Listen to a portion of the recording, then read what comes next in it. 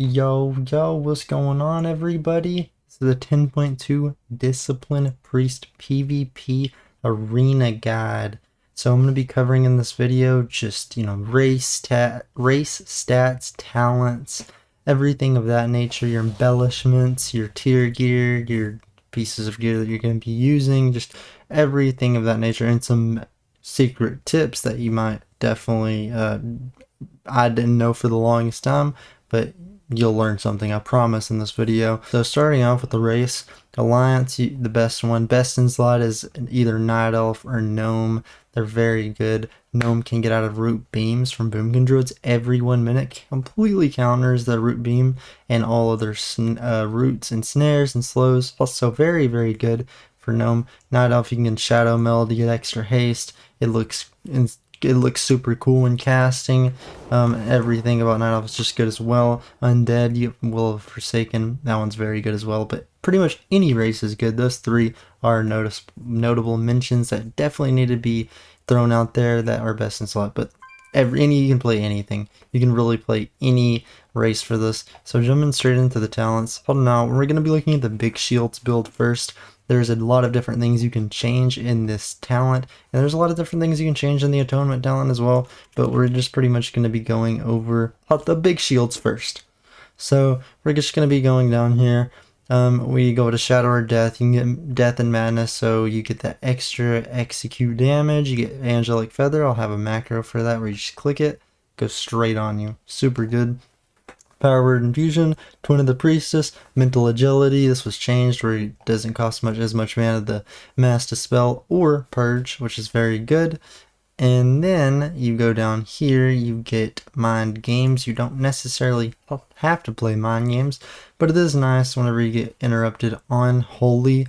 You can just get a Mind Games out there and it's going to make the enemy heal your target. It's going to do some damage, which is going to heal again through Atonement. So that's always good to do. Or you can just get a kick and interrupt out of the way from casting Mind Games. So you're pretty much guaranteed to either get an interrupt out of the way or, you're doing healing with this. Also, it's not bad. And then you want to get down here, Power Word Life. You can get Angelic Bulwark, and then Shadow Swap. So there's a few things you can change around here. Angelic Bulwark, of course. You don't need this really unless you're getting trained down, cleaved. If you're not going to get touched at all, you don't need it. You can go into Mind Control if you'd like. This is very good. This is one of the talents that I definitely recommend. You can also go into things like Void Tendrils if that's going to be helpful. That's going to root people. If you're facing melee, you can go into Inspiration. It's going to reduce damage to your teammates. Or Move with Grace if you're playing with something like a mage and you want to help them kite, or like a hunter. Very good there on that end. So, this side, you're pretty much just going to follow as I do and go get Schism. Yep, Schism every time you Mind Blast. Go into Protector of the Frail. You get 2 Pain Suppressions, Power Word Barrier. Get that, get Rapture. Go down here, get Exaltation. It's going to make your Rapture big and long. Very, very nice. And then, Ultimate Penance, new ability. You always want to make sure you have Atonement on everybody on your team, and then Ultimate Penance. It's going to do crazy damage, and it's also going to do a lot of Atonement healing, and it's going to put a shield on you too. But in order to do this big dam, if somebody polymorphs or traps or something the enemy healer and you press Ultimate Penance, it will not break that trap. It will go to the other people and do big damage. So instead of it hitting 3 people, it's hitting 2 people, and then if there's only 1 guy in line, you're throwing the entire Ultimate Penance on that 1 guy, which is huge damage, and you can just solo somebody with that. But it is like a 5-second cast, so it's not instant. But here we go down here to Aegis of Wrath. This is mainly for, bursty comps if we're going to be playing this Aegis of Wrath. Or not bursty comps, but big damage comps like Warrior, big melee cleaves that are just training your 1 guy and you have to put a shield on him, and that shield's getting taken down instantly, but they're big shields because this decays your shield over time. Wheel and Woe, you're going to, as soon as the gates start, you can penance yourself, and then, you can shield, and it's bigger than normal.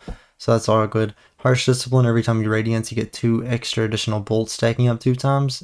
Every time you pin it, you do your big AoE heal, you get a big penance for damage. So, Radiance, Mind Blast into a big penance, really a lot of atonement healing right there.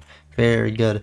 Linux, atonement damage. That's pretty much it for this big build, this big shield build. Your Ultimate Radiance PvP talents. This is going to make it instant cast and heal 10% more. Phase shift, you want this pretty much all the time. Now listen here.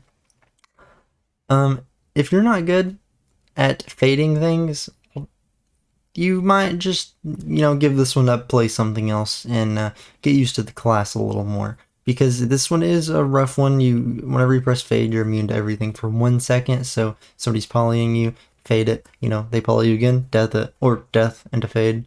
So it's very good. Whenever you get gripped in, fade, run. This is very good. You should practice with it, definitely, in my opinion. So I just run it, but if you don't have to run it. Versus Warlock Affilux, I actually run Catharsis.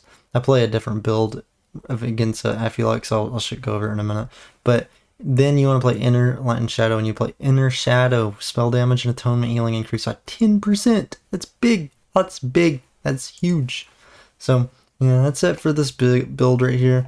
Now for the Atonement build, this is like a big ol' AoE build, where it's a lot of atonement healing. That's what I meant to say. It's just a bunch of atonement healing. You're gonna be doing big atonement healing.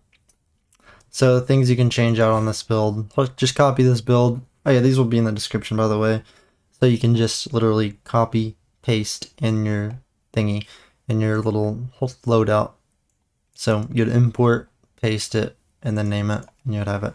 So just get this right here. The things that are different about this build is, so you can actually take out a Prayer Mending if you're not facing things like the Affilux. Prayer Mending is not exactly of an ability you're going to be wanting to run all the time. Not really. You only run this versus like one thing.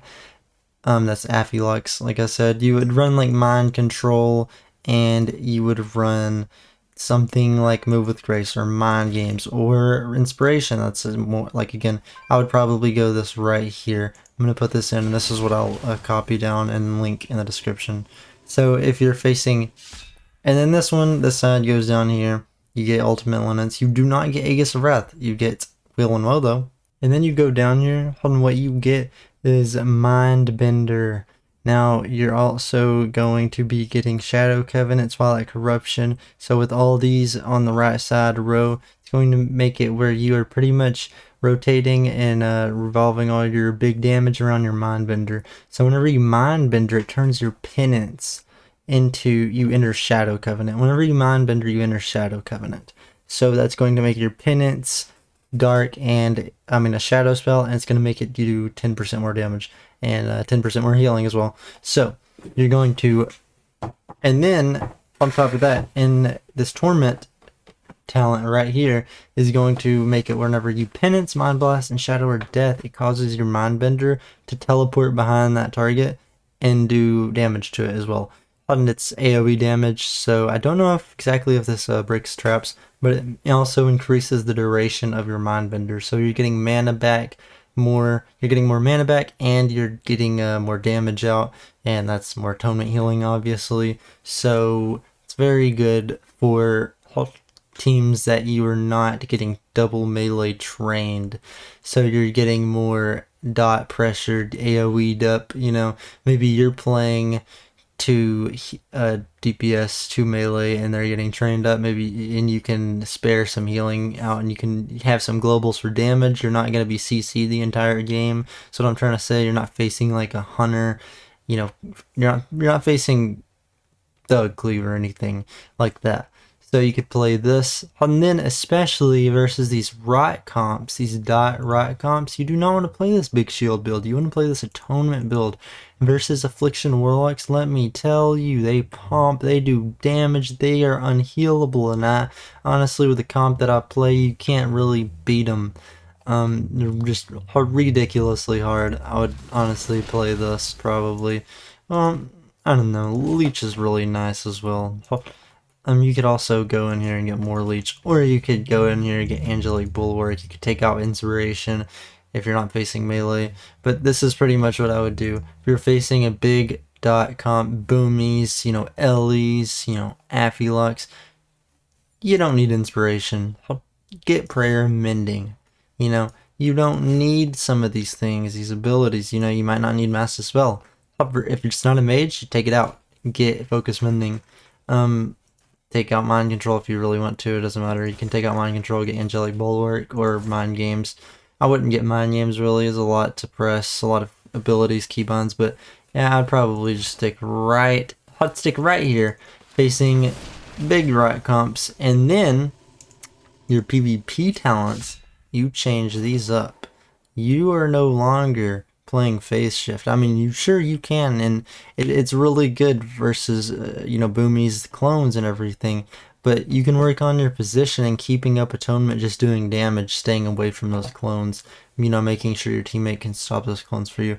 You can play catharsis, because you're going to be getting big dam on you.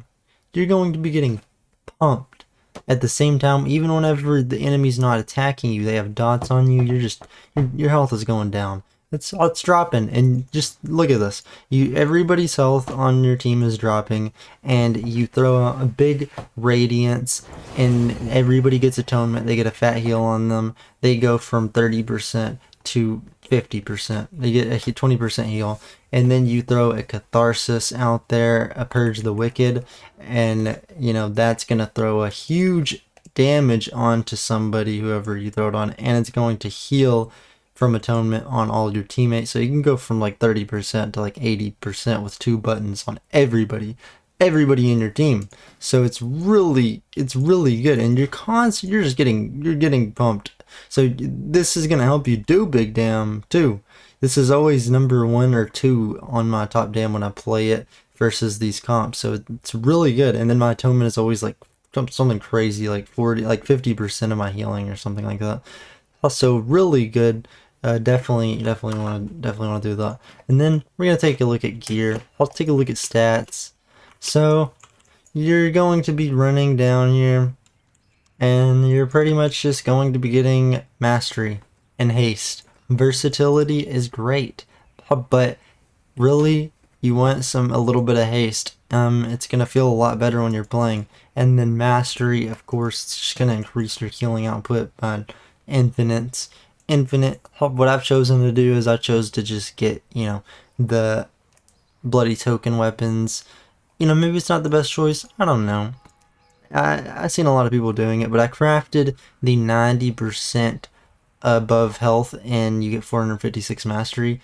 Now let me tell you, I'm probably going to recraft this. Maybe not, we'll see. I need to get my second crafted piece still, but the pieces you want to get are precog. Definitely, I've been missing precog. I've lost games, too many games, because I don't have precog, and it really hurts me. It just hurts my soul that I'm losing games simply due to an embellishment that I don't have. Also, I would definitely recommend precog. That would probably be the best one. Although I hate running precog sometimes, I don't know, feels bad not to have this extra stats. Precog is like a must. It really will win you games. Then the boots where you dispel or you CC, I think they're the boots. Those are also good, but I put haste mastery on my belt so I can just have big haste mastery. And then the tier gear, you want, I think it's let me check it out. You can get 2 pieces right now. You guaranteed. You get the chest and you get the legs, because it's haste mastery legs and it's a versatility mastery chest. And then I think you get the helmet. And then what is next? Yeah, the shoulders. I got these from the vault. I would have picked the mastery shoulders, but let's check out the stats from them. So you get mastery on the helmet. You get mastery on the shoulders. Even though you get crit, they are, yeah. So you have a choice between crit and mastery or crit and haste. I'm probably going to do these big ol'... Now, you know what? That's a hard decision, actually. Because with these gloves, you get a lot of haste and not much crit. And then on this, yeah, so it might be a helmet, chest, gloves, legging angle. That might be the case. And then you just get mastery shoulders from the conquest. I'm not 100% sure on this just yet. I think that might be the play though. Well, but yeah, that's pretty much it. You want to just get big mastery, big haste. I probably need to enchant these and make them mastery, but okay, that's it for talents, stats. Oh, now let me show you some secret stuff right here.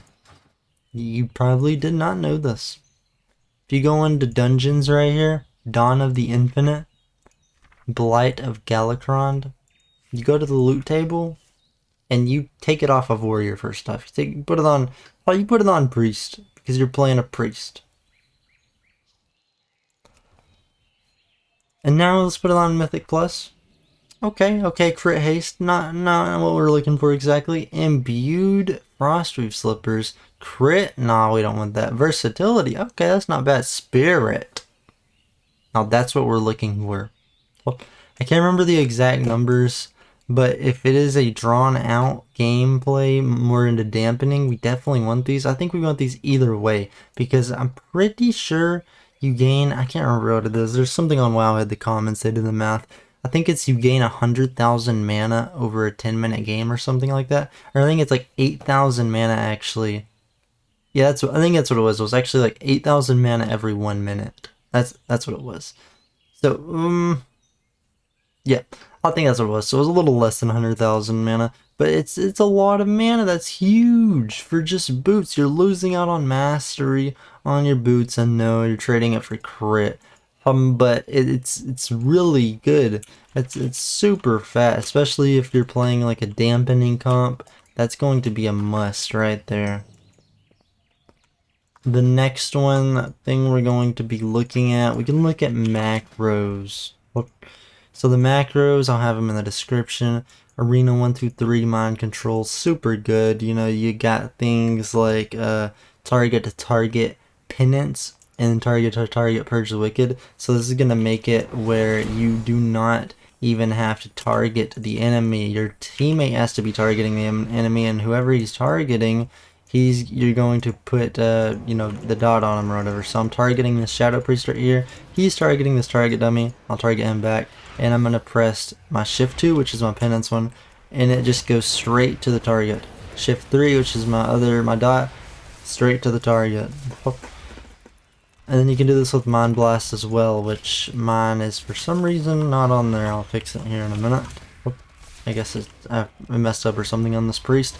Yeah, and then you have some focused death macros. You have this power word infusion macro. I can put his name in this. I'm going to be targeting the enemy, and then I press it, and it doesn't work because he's not in my party, I guess. Yeah, I don't know why that didn't work, but this does work in arenas. We also have one for purge. It's very good.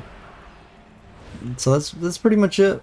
That's pretty much it for priest. Some just you know, you gotta keep dots up. The main thing is keeping purge the wicked up, because it's going to grant you this power of the dark side, which will make your penance hit harder, heal more atonement, and yeah, that's pretty much it. Keep your dots up, keep your mind bender out, you know, penance whenever you're in this shadow or death. It's going to do a lot of damage, and it's going to increase the spawn of your mind bender, I mean. And yeah, make sure you have atonement up all times, be doing max damage. That's pretty much it for Disc Priest. I don't really know what else to cover besides maybe some arena compositions, 2v2 arena comps. I don't know, I haven't really played too many arenas, but the priests are always good with hunters, BM hunters. They're always good with rogues. They're always good with feral druids. And those are the top 3 in my opinion that they're good with. In 3s, you could play anything: jungle, hunter, feral. You could play Cupid, which is not the best right now, honestly. It's just ret hunter. Jungle was hunter, feral. I don't know if I said something else. You play thug, you play RMP, rogue mage, hunter rogue. You can play literally anything, caster, cleave, so you can sit back and you can do damage. Honestly, that's probably the easiest comp to play with, just to learn. You can play with melee cleaves, but yeah, that's it. And if you learn anything from the video, be sure to thumbs it up, like the video. It'll share to other people, help them out, learn how to play Disc Priest. You probably don't want that actually. Like the video anyways. Yeah, peace out.